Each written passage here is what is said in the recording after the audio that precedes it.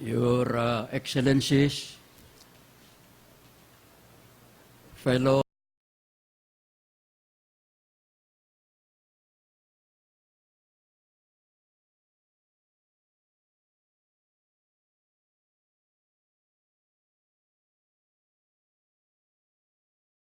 to do away with the usual salutations. We will be hearing in this summit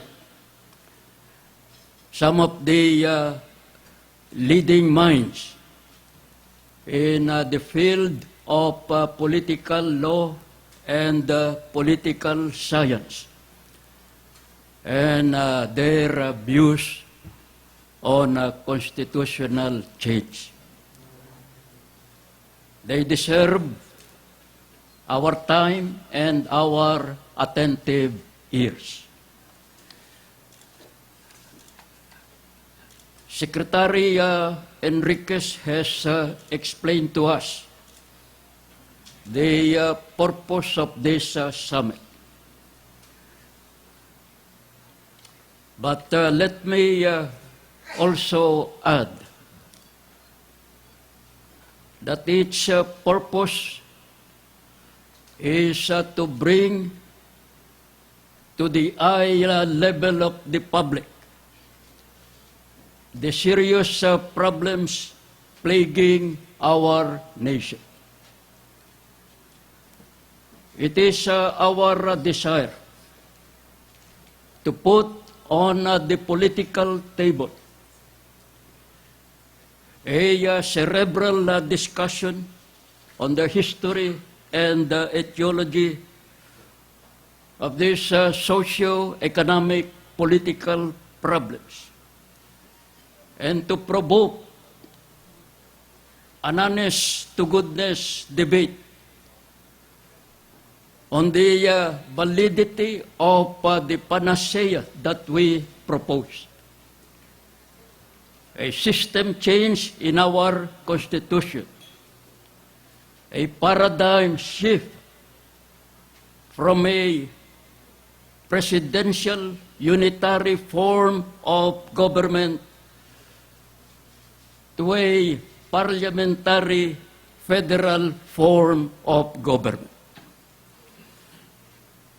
And most importantly, we want to ring the alarm bells to our leaders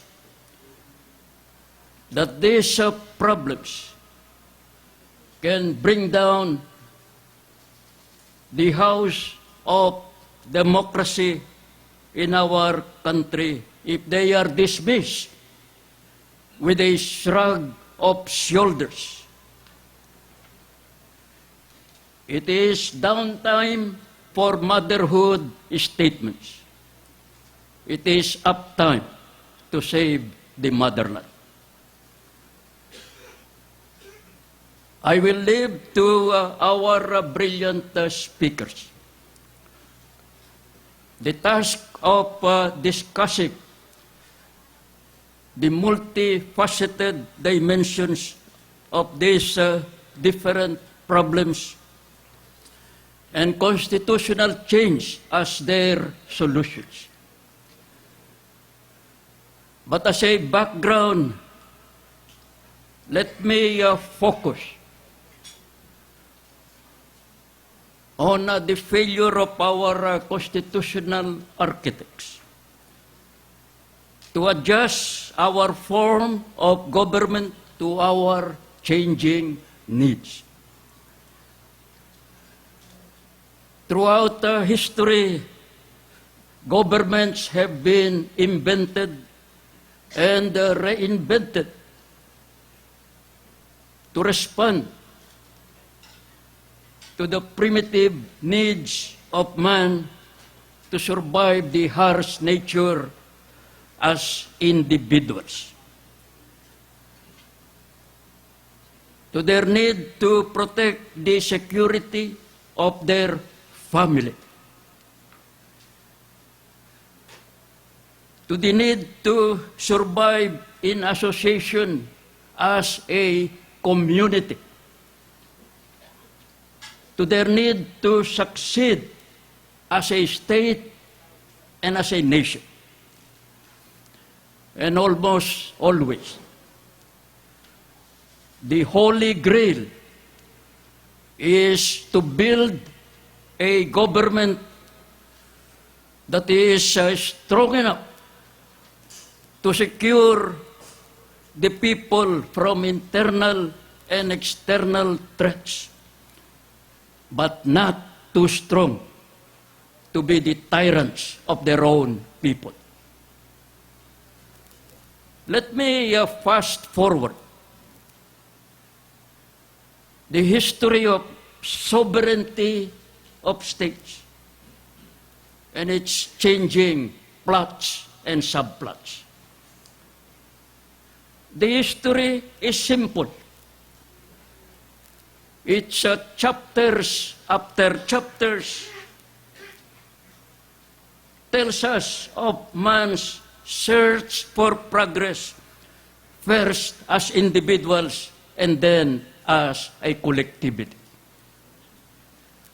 The story tells us the key to the success of this search. They succeeded when they were able to deal with their diversities. Diversities that bred divisions, diversities that bred wars. And they failed when they did not allow diversity to flourish, when they tried to impose uniformity on the minority. In other words, when they tried to eradicate their differences, dictated by the differences and distinctness of their identity. On the other hand, the history of governments tells us the lesson that the best government that can handle diversity is the democratic form of government. But more specifically, the federal parliamentary species of democracy. More than any form of government, the federal government can best handle diversities driven by differences in culture, religion, language, and geography because of its high threshold of tolerance to minorities. A contrario, unitary states where power is too much centralized in this national government have failed to deal with the diversities inherent in people. And so in the graveyard of democracies, you will find interred unitary states more than federal states. What then is the secret of success of governance? The secret is no longer occult. The secret lies in the correct allocation of powers to be wielded by the constituents of the state. It is not easy to pinpoint the correct balance of this power. For the tip of the balance moves from point to point to respond to the changing needs of the people. But there is one constant that can destroy this correct balance. And that constant must always be avoided. That constant is the fact that power cannot be monopolized neither by one nor by the few. This is the lesson that we can learn from the history of power. The primitive tribal chiefs were the ones who started government. And they wielded all the powers. They did not last. They were followed by the feudal lords who also wielded unlimited powers. They too did not last.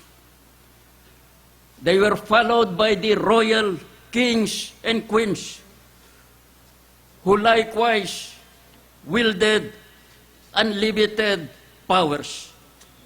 Similarly, they did not last. The tribes, the fiefdoms, the kingdoms, all did not last. They were consumed with power, and they were all consumed by power. And they were replaced by the city-states, courtesy of the Greeks. It was the boldest attempt to democratize the exercise of power. But over time, the Greek city-states weakened and ultimately failed. One reason was its failure to devolve power to the unequal of society, the unschooled, especially the slaves who constituted a big minority. And so the city-states were replaced by a bigger institution. The empires exemplified by the Holy Roman Empire and the German Empire. History tells us that these empires extended their geographical boundaries and annexed one territory after another. And they conquered people with different cultures. And this was their undoing. They were unable to tame the diversities of these people. Due to their diversities, they rebelled, they caused disorders that carried a high economic cost, and that economic cost led to the collapse of the empires. The empires were succeeded by what we now know as nation-states. These nation-states were the results of the various wars that sapped the strength of Europe. And so the Europeans created the nation-states. And they attributed to the nation-state the notion of sovereignty over the people and sovereignty over its geographical territory. Its main characteristic is the concentration of power in the national government. The fiction was foisted that the national government is sovereign and that its sovereignty is absolute, indivisible, or in plain language, inclusive, exclusive, and cannot be shared. That concept of a unitary state run by a centralized government, driven by the notion that the power to be effective must be absolute, and that sovereignty to be real must be indivisible, led to more bloody wars in Europe, and wars led to 2 world wars, especially the Second World War.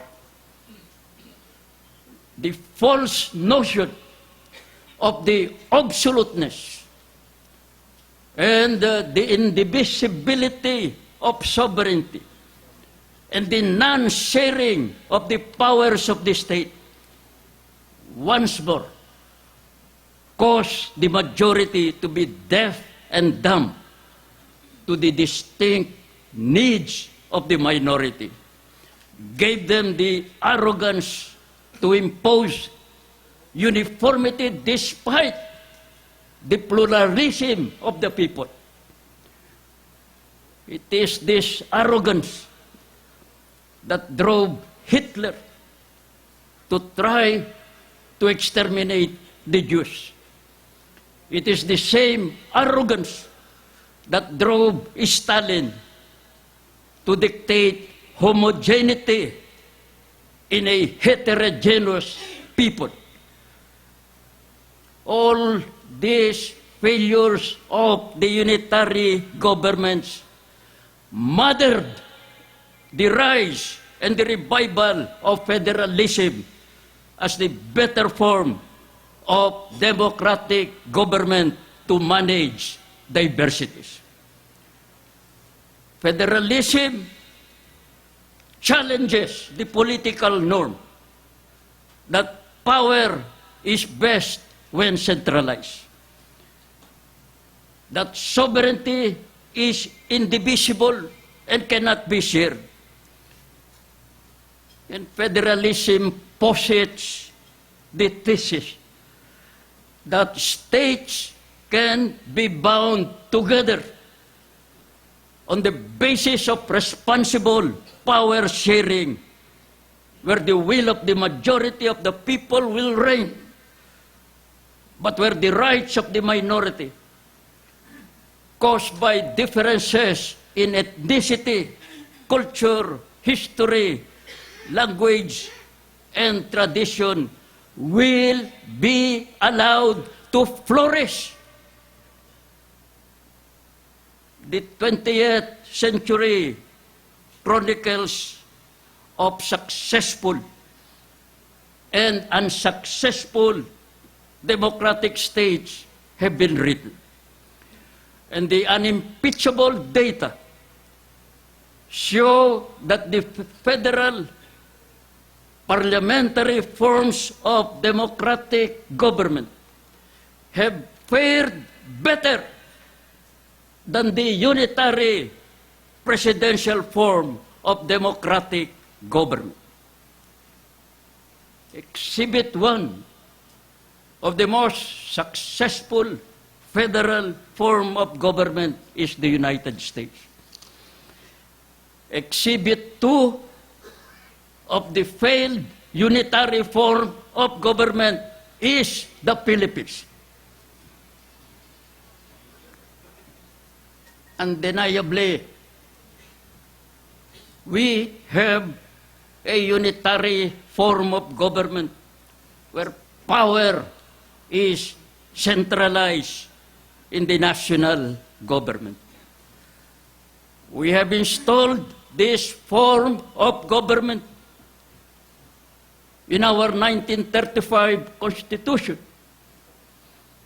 in our 1971 Constitution and in our 1987 Constitution, with slight changes in the allocation of power among the three branches of government and between the national government and the local governments.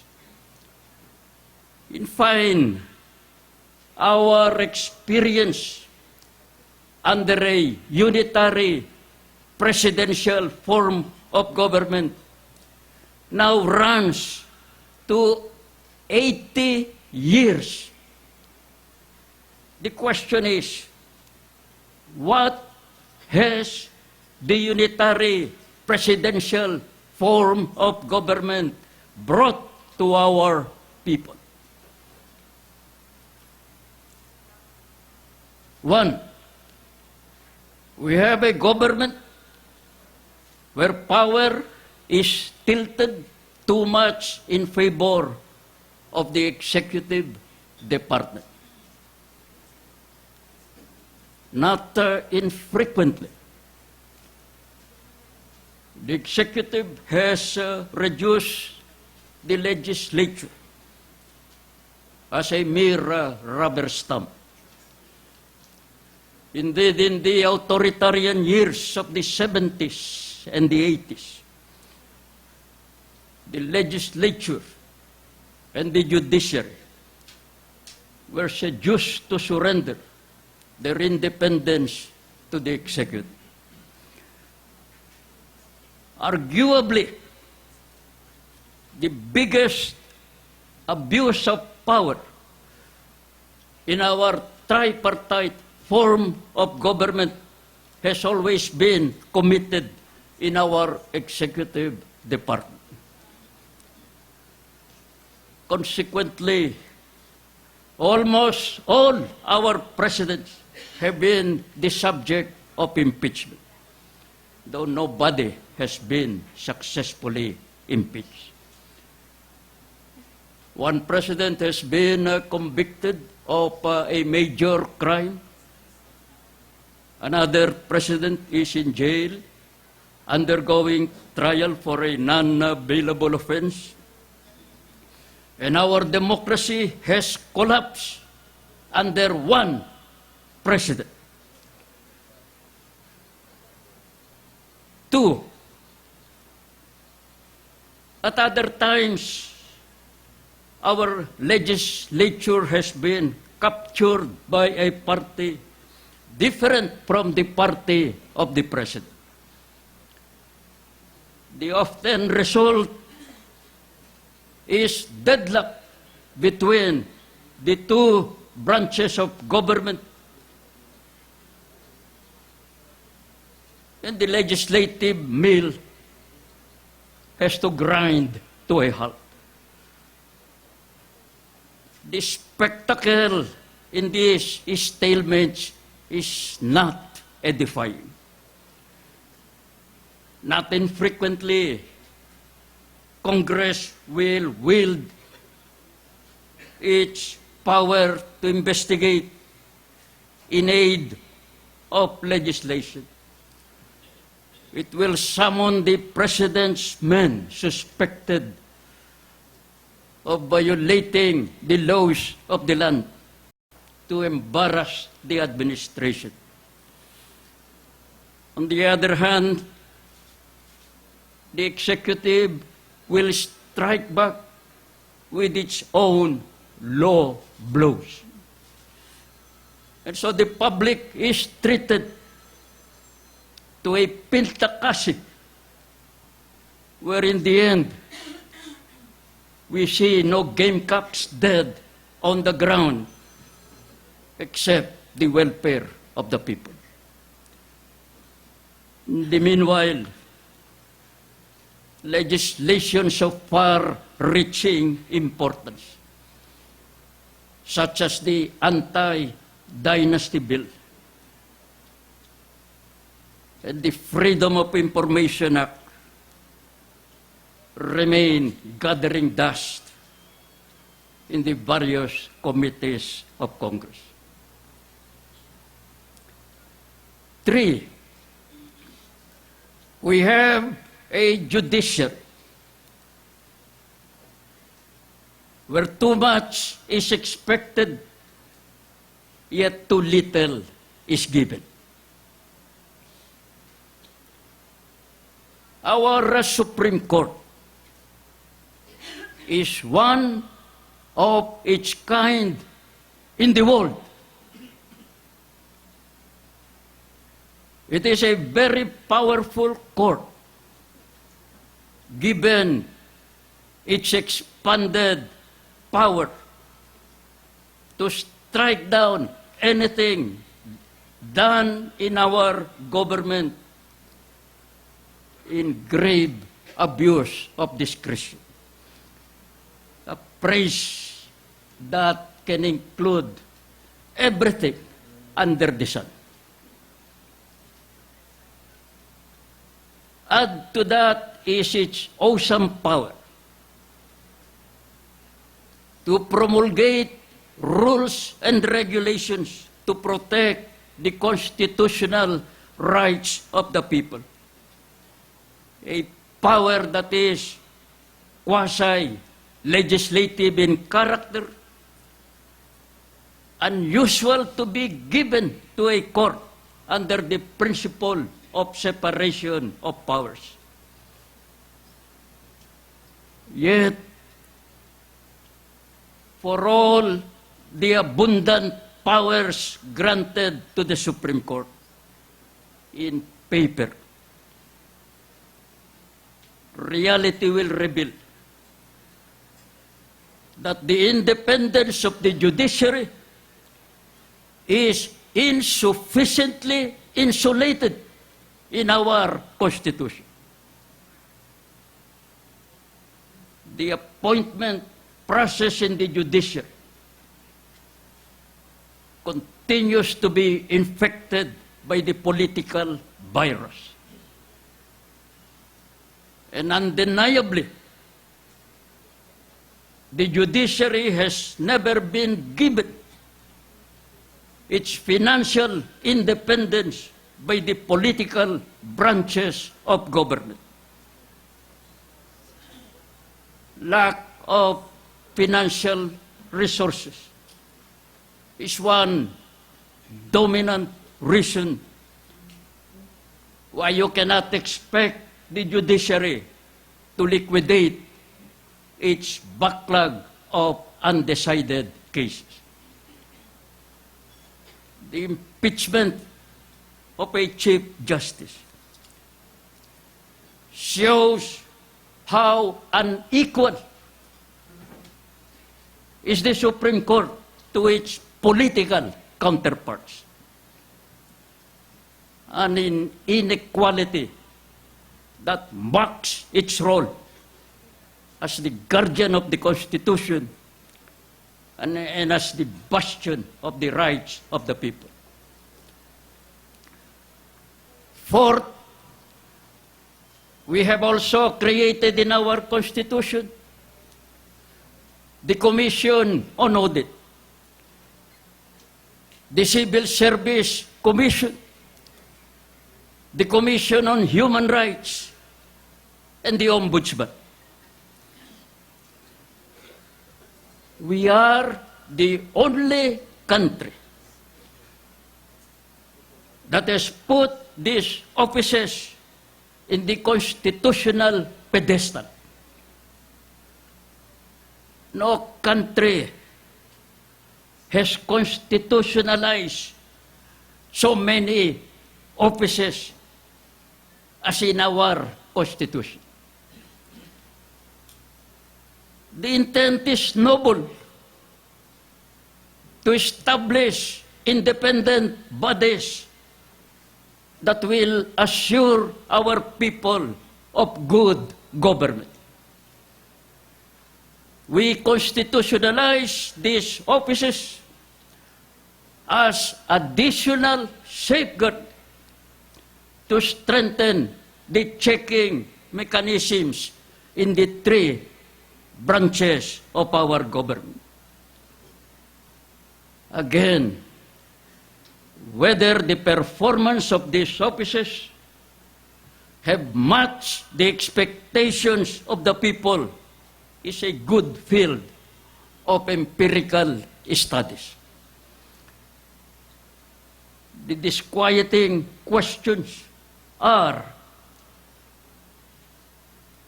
have we solved, nay, even dissipated violations of human rights in our country? Have we controlled the runaway corruption in government? Have we produced a bureaucracy based on meritocracy? Have we checked the plunders committed on the money of the people?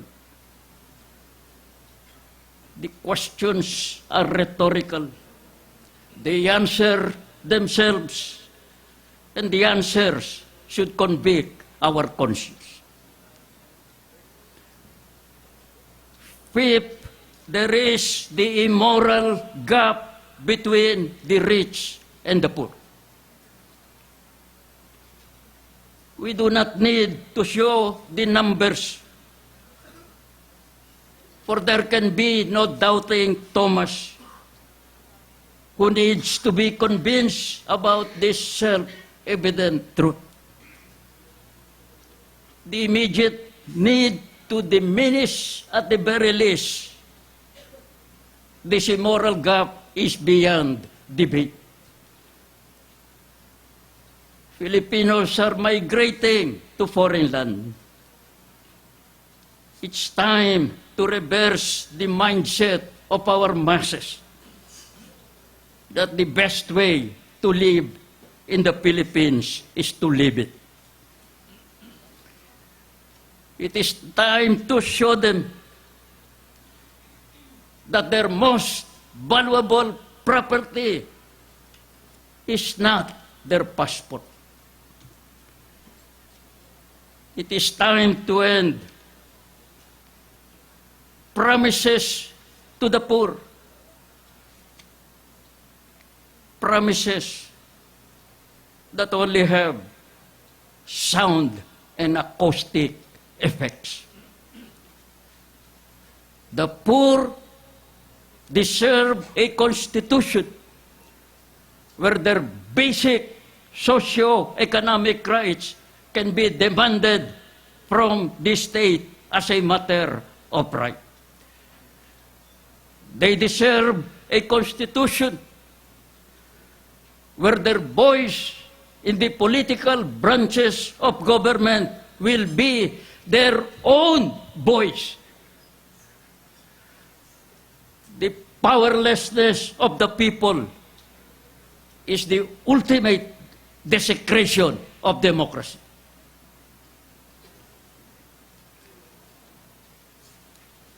Six, and last, and this is arguably the most urgent problem that confronts our country. The paucity of power given to our local governments, especially the power given to our Muslim brothers and sisters who constitute an identifiable minority and carry a distinct identity because of their different history, religion, language, and culture. After hundreds of years,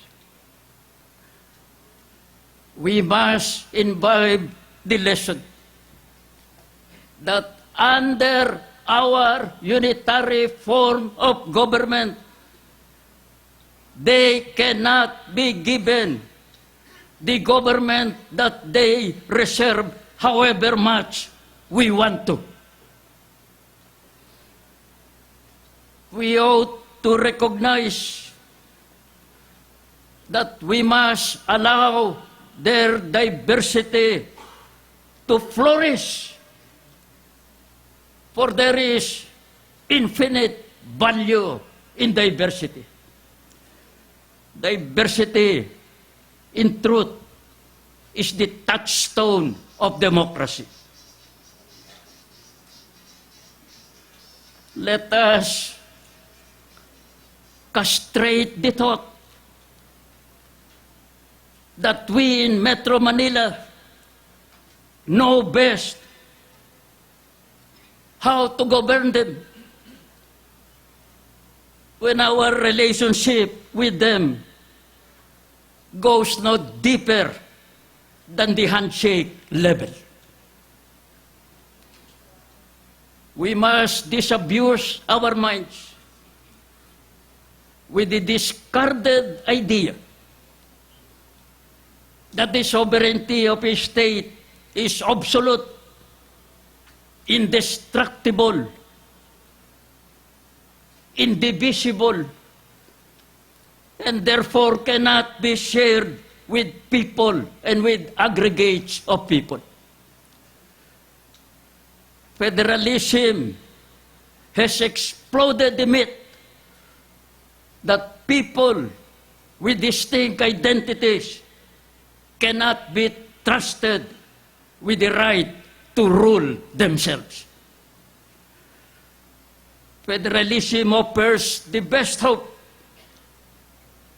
to our distinct minorities to be allowed self-rule. Let me end with the respectful submission that federalism is best for a nation characterized by diversity. And the Philippines is one of the most diverse nations in the world. It is composed of 7,107 islands. Its people are of the South Asian stock, and intermarriages with other races have resulted in a great deal of stock blending. It is about 79 indigenous ethnic groups,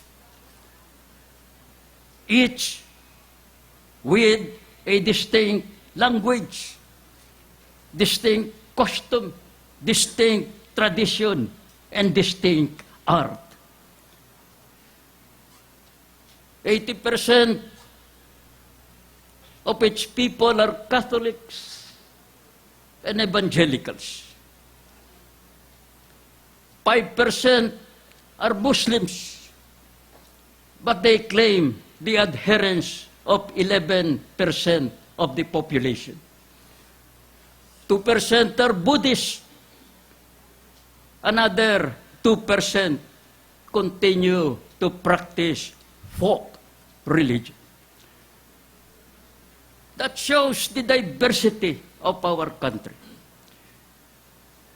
I can go on and on with the reasons why a unitary government cannot succeed in our country because of the diversities therein.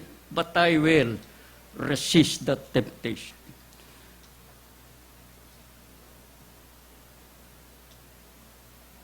Let me conclude with the best offer of evidence to prove that our unitary presidential form of government has not worked and will never work for our people. The evidence is no other than our consistent mark as a failing state by international institutions with no ill motive to downgrade our democracy. Our democracy is a basket case. No wonder countries are now throwing their trash in our backyard. We think something must be rotted in our democracy. Good day to all of you.